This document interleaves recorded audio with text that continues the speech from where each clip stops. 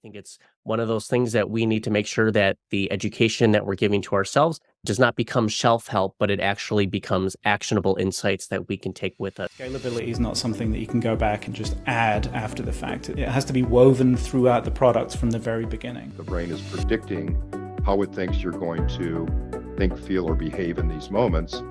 In other words, a lot of times we get overwhelmed by our minds because we let the minds rule us, when the brain is a recording of everything we've ever shown it. You don't have time to learn everything. Business is moving faster than it's ever been. And if you work with someone that has years of experience and they figured it out, you can't even imagine what can happen. It's just too easy to get left behind. We're humans and we interact with and respond in different ways. So while I might see the email, I might ignore it. I'll then ignore a phone call, but then the LinkedIn message I'll accept. It was always never the first or second attempt. It was often the 12th, 13th attempt that someone would react and respond and agree to take a call. But you have to think about where are your people, and you have two types of people.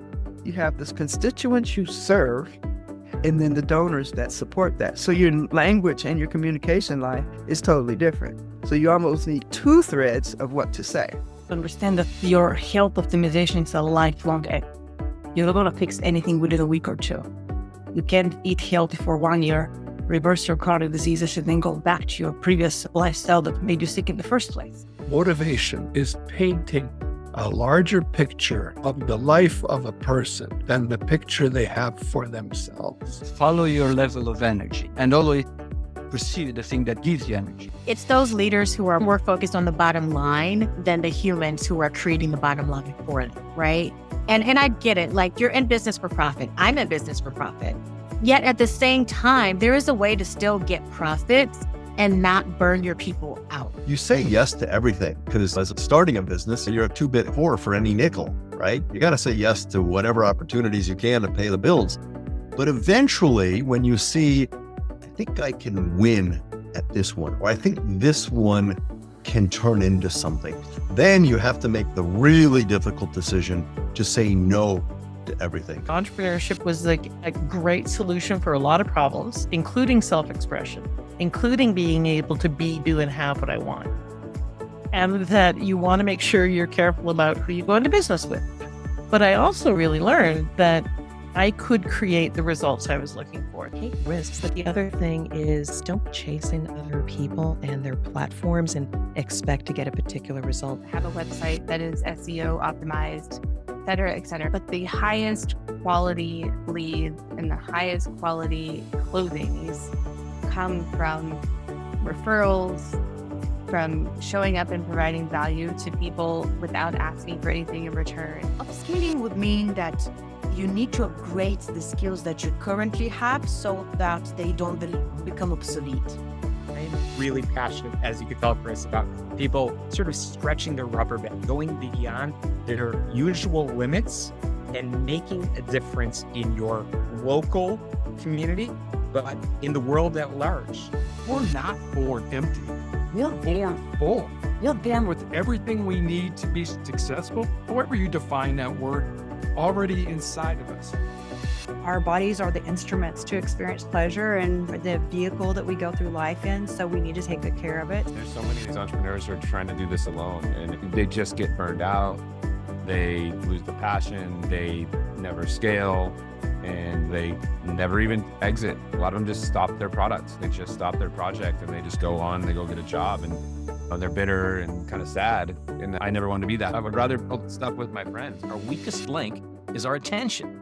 And there are like 8 billion people on the planet, and sometimes it feels like all of them are trying to get our attention at the same time, right? And it drives us nuts, and we can distract ourselves.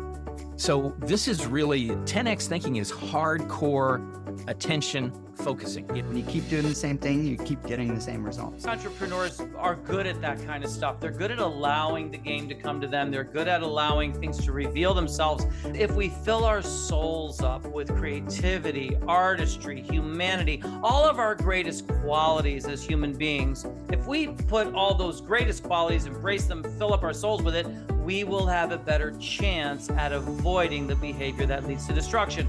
Be brave and step out and know that your little part lends to the big part, which makes the big difference. What are you waiting for? Why are you on the planet if you're not going to go for it? If one has a talent and fails to use it, one has failed. If one has a talent and partially uses it, they have partially failed. If one has a talent and finds somehow to use the whole of it, they have gloriously succeeded and won a satisfaction that few people ever know. You have to pay attention to what your brain is doing because it's underlying everything you're doing. Every problem you have, every idea you have, every insight, every step forward you have to give some credit to your brain. If you are always on your toes and you're ready to respond no matter what comes at you, you're always going to feel comfortable regardless of the environment that you walk into, because no one can really throw you through a loop. And the best part is you don't have to waste all of that mental energy on pre-planning everything that you say. Do I know everything? No, not at all. There's always something more to learn. And so that has helped me so much when I'm thinking about, do I know enough? Am I on the right path? All that kind of stuff. So if you're a business owner out there and you're ever doubting yourself, think about where you'd put yourself on that scale, and then think about where your customers will put you on that scale. It's always going to be high. I think that everybody is struggling in a way. The people that are really successful are on the same boat, that every idea started with the first sale. So even if you have 10 sales or 1 sale, everybody started like that. So you don't doubt yourself, keep doing what you're doing, keep learning, and just don't give up. The reason why faith is important, and this is, by the way, Harvard research, it's not really religious studies, but it's what people find, is that if you have a transcendent practice, it can be a contemplative practice, that increases your level of accomplishment, joy, you're healthier, wealthier, all of that. Like, it's always been inside of you. You've been passionate about this thing, sometimes for years, and you feel that clarity inside. You can have the best product in the world. It can be a genius idea, but if people don't get it, it's basically worthless, as if it doesn't exist. The only thing I'll just kind of leave it on is, no matter what you want to do, if you're listening to this, if you're 18 years old starting out, if you're 35, 40, 50, if you stick with something and put time towards it and just keep believing in yourself, you can make it happen. If you don't feel like you have that natural inclination to just persevere when times are a little bit tough and there's friction, I would really focus on something you're passionate about, because it's just going to give you that end result. Even if it takes longer, you're going to end up being successful versus getting kicked out of the game way too soon because you chose something that was just out of the realm of possibility. So slowing it down and becoming aware of your thoughts and noticing the response it has on your emotions, on your energy, and on your behavior, that's the real area of interest to me. So once you're able to start observing your thoughts, you get to slow it down. You need a pattern interrupt. Instead of go, overwhelm, you go, what's the thought that's creating that overwhelm? You start to get really curious about it. Easier to be in someone's inbox, or easier to be on an influencer's video, for instance. I would say, show up and do the damn work. Things that are so obvious to some of us, they're not so obvious to others. You try stuff, you see what doesn't work, you use that information to find out what does work, and then you do more of that. That's growth and growth hacking in a nutshell for you. Clarity isn't something you find, it's something that you create. It is within your power to step out of the tornado, but you have to make the first step. I would say just do it anyway. Whatever, just do it. There's a quote that said something to the effect of like, I'm too scared to start this thing, or I'm too scared to do it. Well, then do it scared. You know it will happen if you don't do it. You will be doing the same thing every day. When something you feel slightly over your skis, or you think that move is something uphill too far, it's probably the right move.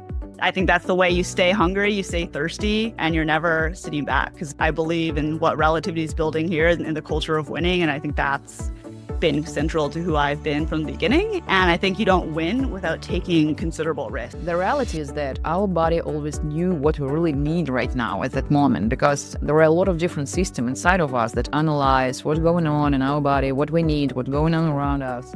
And this is their personal thing. I trust for my body because I have a good relationship between us, and I know my body language, what I prefer. Weak men create hard times create strong men. strong men create weak times, and then weak times create weak men. My advice would be have a go at everything and see what resonates with you most, and then continue doing that, because you will go on the long haul with that. If you're doing things that don't fit well with you, then you're not going to do them. When you're building a business, you really have to prioritize yourself. The business is coming from you, so you need to be healthy mentally and physically. You need to be self-aware. That's the other super key thing, to recognize where your strengths and weaknesses are, and then not let your ego get involved, so that you can make clear-headed decisions. You can tell me all day long how great you are and how amazing you are and what great results you get. But that's you telling me and the outside world. It's so much more powerful when someone else says, Christine is amazing. You got to work with her. That is gold. I do believe that you can be in the right time, right place. But even then, if you're not going to continue working on it, making it better, you're going to fall off the cliff at some point. And I think that some of our best learnings come from when something doesn't work in the way that we expect. And I think knowing ahead of time what we thought was going to happen, having a hypothesis of how this thing will outperform this thing because of this. Well, if that doesn't hold up, we've learned something really valuable about the customer, about the site experience, about our own knowledge that's there. It's community build. Ask questions, talk to a lot of people, ask them if they were me, what would they need? And that's something where I learned very early as well, is don't be afraid to approach someone that you really want to talk to, that valuable insight. That's a big deal of understanding that if we live for others, then the best way to live for others is to become the best version of yourself and then offer that to them. When you're having a little trouble, walk away for a little bit and breathe and do something, and then come back and you'll get what you're looking for. Our purpose is to ignite a contagious curiosity that powers betterness. I need to know that the clients we have want to be better. I want to do great work. I want to make a difference. I want to make an impact. The biggest mistake I think a lot of startup founders, people entering entrepreneurship can make is going, well, I read X book, or I read X website, blog post, X TED Talk, and now I'm going to go and copy it. Because most of those very successful people, unless they're selling that specific book, TED Talk, will actually say the first piece of advice is don't do what I did. And what's scarier is waking up at 70 and regretting not trying. People do all kinds of wild and crazy things on the internet and post all sorts of things, and you trying to build a business in public, if you're going to do it and you're scared, just do it scared. And then months later, years later, you're going to look back and not even remember when you didn't know how to do the thing you do every day. If you're really serious about the entrepreneurial journey, it's perseverance, it's persistence. That coupled with putting your ego in check and constantly learning. Motivation will fizzle, but discipline will boom. If you stay disciplined, you're going to boom. The motivation is going to fizzle out, but the discipline is the boom. Making your decision out of love, not fear, is always a wise way to start. The law of assumption is us acting as if we are already the person that we want to be. It's the faith in action, and it's just allowing yourself the knowing and then acting as if it's already here. These are just really cool things that are backed by science, and they're proving that successful people tap into this stuff. My biggest philosophy is you're going to fail. Wow, 9 out of 10 businesses fail. Okay, hurry up and fail 9.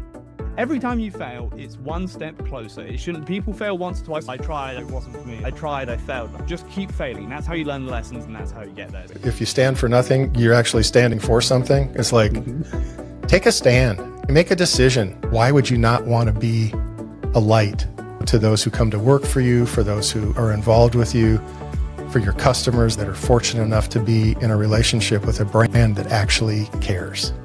My dad used to create sundaes on Sunday. They were Rocky Road, peanuts, cornflakes, and then he had a big bottle of scotch on the counter that he'd pour over a little bit of. So I was used to seeing a little bit of that spirits and ice cream blend anyways, a little bit more lowbrow, but just as delicious. So when Elizabeth and I met, we decided to bring this product to life in a pint.